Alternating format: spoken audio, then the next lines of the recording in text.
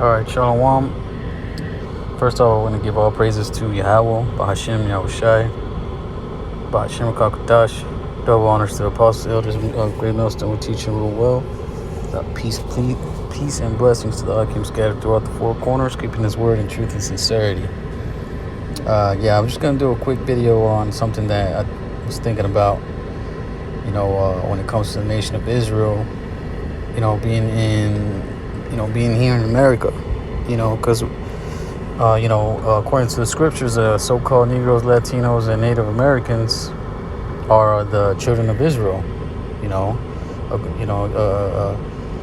and there's solid proof throughout the scriptures, because if you look at the history of these people, let's say, for example, Amishikar, right, so-called Mexican or Latin tribes,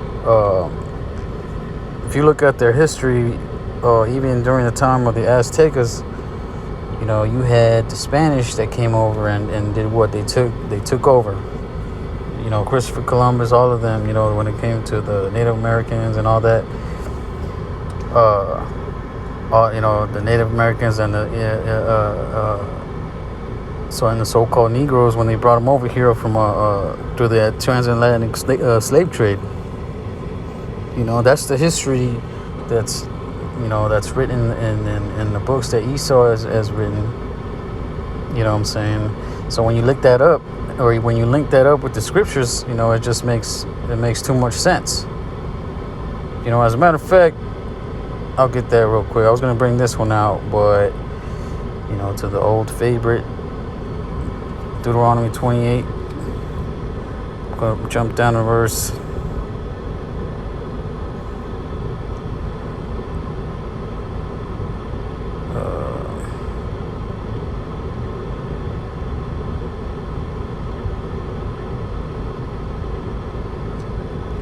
Oh, Salaki, I'm tripping. I was in Exodus. Deuteronomy 28. All right, 28 and 68 says, "And the Lord shall bring thee into Egypt again with ships, by the way whereof I spake unto thee. Thou shalt see it no more again, and there ye shall be sold unto your enemies for bondmen and bondwomen, and no man shall buy you." And we never went back to Egypt, especially through ships. The nation of Israel roamed the desert for 40 years. You know what I'm saying? And they could have easily walked to Egypt, man. From Israel, from the nation, from the land of Israel, man. So this prophecy was fulfilled when these Edomites, so-called white people, brought us back into brought the so-called Negroes, which is the southern tribes, back over here to America through the transatlantic slave trade. And then you had the Spanish during the time of the conquistadors that came over to the southern parts of Mexico or South America, and put the Aztecas and all those tribes in slavery. So if you go, as a matter of fact, on this same chapter, if you go up to verse 48, it says, "Therefore shalt thou serve thine enemies, which the Lord shall send against thee, in hunger and in thirst and in nakedness and in want and all things, and he shall put a yoke of iron upon thy neck until he have destroyed thee," man. And that's, you can see, if you look up old photos of slaves and the shackles and yokes that they had around their necks and around their hands, that's what that's talking about. A yoke of iron. It says, verse 49, it says, "The Lord shall bring a nation against thee from far, from the end of the earth, as swift as the eagle flight, a nation whose tongue thou shalt not understand," man. This is talking about America. "A nation fierce countenance, which shall not regard the person of the old, nor shew favor to the young, and he shall eat the fruit of thy cattle and the fruit of thy land until thou be destroyed, which also shall not leave thee either corn, wine, or oil, or the increase of thy kin, or flocks of thy sheep, until you have destroyed thee," man. And is that not what Esau does to our people? you try to build a business, and or even working a 9 to 5 regular job, and Esau taxes the hell out of you. You know what I'm saying? Like, let's say you're making $800 a week, about 200 something bucks. Salakia. Let's say your total income after taxes every week is $800. That you've been taxed 200 and something bucks, $200+ of taxes that Esau takes, man. You could have been over $1,000, making that every week. But you gotta take that, Esau's got to take his part, and have you struggling. Right now the inflation rate is up 9.1%, I believe, and it's like I got a spider on me. It's one of them jumping spiders. But anyways, yeah, man, that's Esau taking his part is taxing the hell out of us for everything is it's too much. He said he shall eat the fruit of thy cattle and the fruit of thy land until thou be destroyed, man. You know what I'm saying? Hey, you don't pay, just an example, you pay off your house, but you don't pay the land taxes that Esau has put, and they could take away your house even though it's been paid because it's on their land. It's on, they say you ain't been paying taxes on this land, so we're gonna take your house. You know what I'm saying? So, it's just the nature of this man and what he would do to this people, man, according to the scriptures. And this has happened many times throughout the history of the world. So I'm gonna go back to Lamentations 1.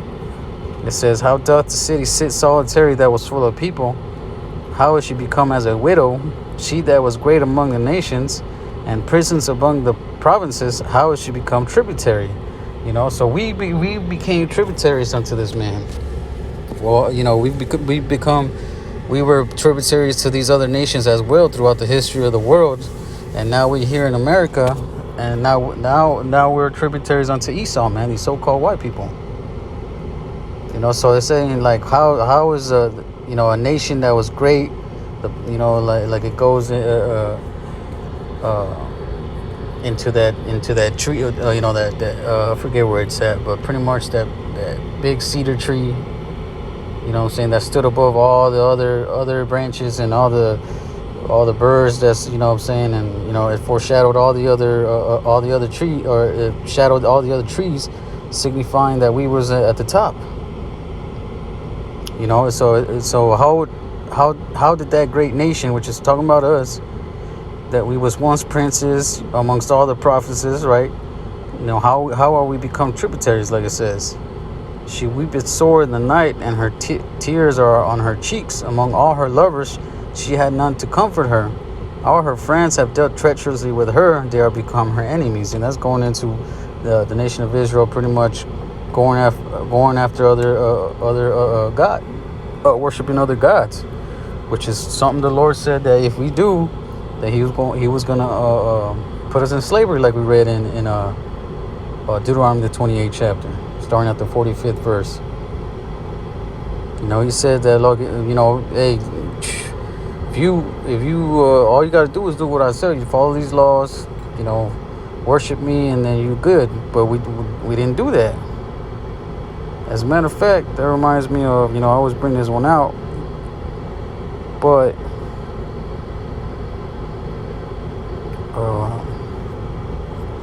let's see, Jeremiah 3:9.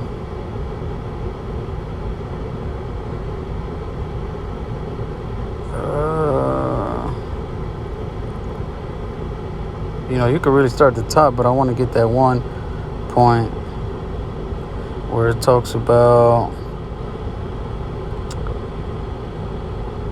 verse 6, Jeremiah 3:6, it says, "And the Lord said also unto me in the days of Josiah the king, Hast thou seen that which backsliding Israel had done? She is gone up upon every high mountain and under every green tree, and there had played the harlot," which means what? That Israel was worshiping anything else but the Lord. Because we as a nation was married unto the Lord, Yahawah, and committing that spiritual fornication, worshiping other gods, following after the ways of the heathen, that is what made us an harlot, unto an harlot. Playing the harlot under every high mountain and under every green tree, like it says, verse 7. And I said, after she had done all these things, turn thou unto me, but she returned not. And her treacherous sister Judah saw it. And I saw it, and that represents the northern and the southern kingdom, Israel, and then being the northern kingdom, and Judah being the southern kingdom. And I saw when all the causes whereby backslider Israel committed adultery, I had put her away and given her a bill of divorce. Yet her treacherous sister Judah feared not, but went and played the harlot also. So, it just tells you right there that both parts of the kingdom, northern and southern kingdom, went off. Because that's not how we were supposed to be, man. We were supposed to be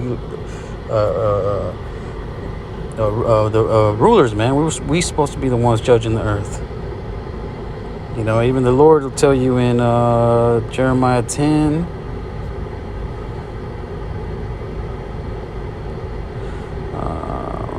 I'll start at verse 5. It says, there is an evil which I have seen under the sun, as an arrow which proceedeth from the ruler. It's like verse 6. Folly is set in great dignity, and the rich sit in a low place. I have seen servants upon horses, and princes walking as servants upon the earth, man. Because we're not supposed to be those. We're not supposed to be. It makes that representation of the servants being on the horses, meaning that Esau is the one that's ruling, and the servants walking upon the earth is us. Pretty much as slaves on the side. Next to the dude on the horse, you know what I'm saying? Which means that we're not supposed to be. That's not how it's supposed to be, man. They supposed to be the servants, and we the princes, man. We're supposed to be the ones ruling. And that shows you that, like the scriptures say, man. Man was made to live forever. You know what I'm saying? We were supposed to have. The nation of Israel was designed to rule the earth and govern the other nations. And we were supposed to do it. And if we would have followed after the ways of YAHAWASHI, we wouldn't be in this situation. We wouldn't be in this state. Well, I can get it again. Deuteronomy 28, if you start at verse... if you start at the top, it says, and it shall come to pass that thou shalt hearken diligently unto the voice of the Lord thy God, to observe and to do all these commandments which I command thee this day, that the Lord thy God will set thee on high above all nations of the earth. See? And all these blessings shall come on thee and overtake thee, if thou shalt hearken unto the voice of the Lord thy God. And that's what he had to do, man. We just had to listen. And then what he say if we didn't? Right? If we went off, it says verse 15. If you jump down to verse 15, it says, but it shall come to pass, if thou wilt not hearken unto the voice of the Lord thy power, to observe to do all his commandments and his statutes which I commanded thee this day, that all these curses shall come upon thee and overtake thee. And then it gives you a list of things that would happen, and that's how you can link up. That's one way you can link up to who this nation would be, where this nation would be at today.